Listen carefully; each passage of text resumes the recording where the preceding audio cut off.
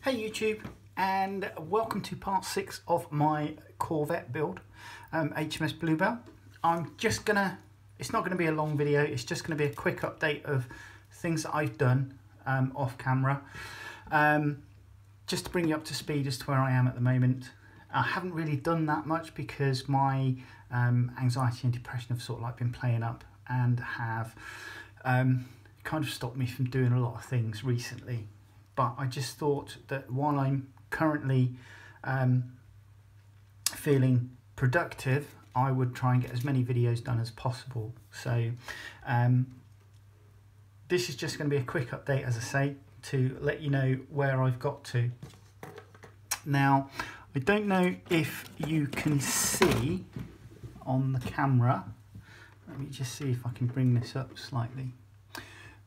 But just here, you should be able to see a slight variation in colour on the plastic edge, and certainly along here as well, and I've done that both sides. And what that is now that I've decided which variant I'm going to do, which is HMS Bluebell, there's a lot of stuff here which needs to be filled because it would have ordinarily been taken up with the if I was doing HMCS Snowberry. Now, too much dust. So they've had a first fill, and I'm going to have to go back and do them again to basically fill them flush so that they don't show once it's painted over. I've used a 400 grit sanding paper to just smooth them off now, and I will give them a wipe down with some cleaning fluid before I then go back in and just fill them so that they are flush, as I say, with the surface, and shouldn't see any imperfections when spray undercoated and then painted on top.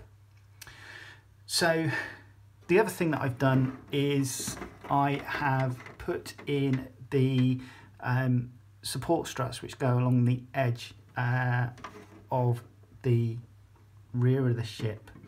I haven't done all the way round to the full stern because I've had to do a little bit of filling here, and I'm going to have to do a little bit more and a little bit more sanding before I finish that off. I have put some of the stairwells in as well, which includes doing the stairwells just here. And for this particular version, HMS Bluebell, the Carly float stowage areas I've done, so they would be ready to glue into place once I've undercoated and sprayed. So that's what they look like for the HMS Bluebell version, which, as I've said before, Revell don't support the Bluebell version in their current instructions, and it was literally because I found a set of scanned instructions online that I'm able to do this. So I've done those for both port and starboard sides. The other thing I've done is I have started putting some of the rail work in. Now, the part for the railings, the kit supplies something which I consider to be too clunky and not very good for this particular kit. So what I did was I ordered some 0.5 millimeter styrene rod, which is extremely flexible, and I'm able to glue it in place at one end and then literally glue it as I go round, glue it to each post, and then when I get to the end I cut it to size. And this basically then means that I can glue it in place in more of an ergonomic, conforming to the shape of the railing rather than having to cut with the items that they provided. You have to cut each section to length and then glue it in place. What I'm hoping is when I come to do the rail around the bandstand, it will enable me to have a more circular looking rail work as opposed to the kit instructions, which says to cut each section to length and then glue it in place, which would give you more of a octagonal shape rather than circular. So I've done that. The other thing I've done is on the funnel, on the venting tube which runs up along the side of the truck, I've just drilled out holes in the top so that it looks slightly more realistic.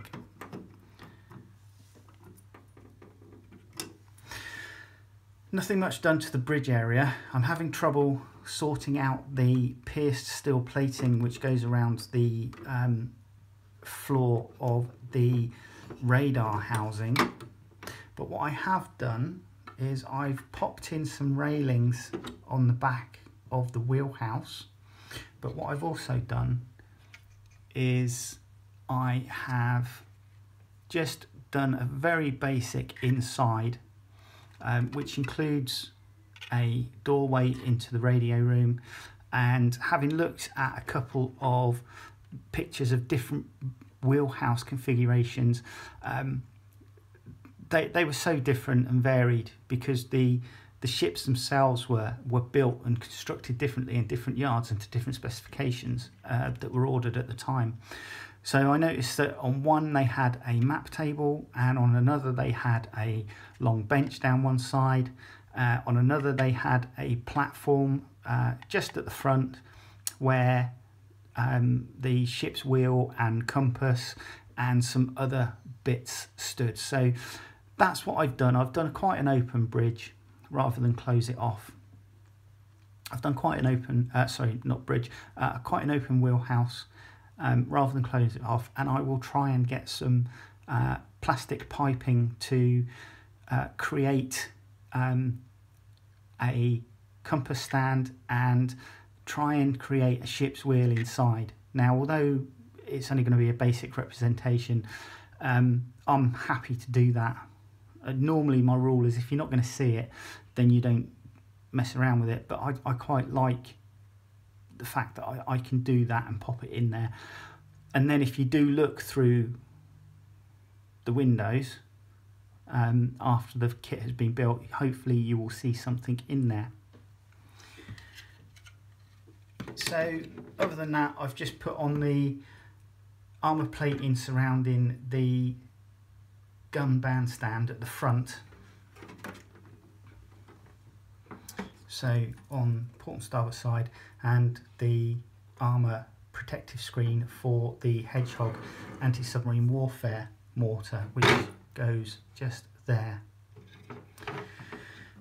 The other thing I've done is having purchased the 400 grit sanding paper, I was able to finish sanding up the filling that I'd done where the two halves of the hull join on each side.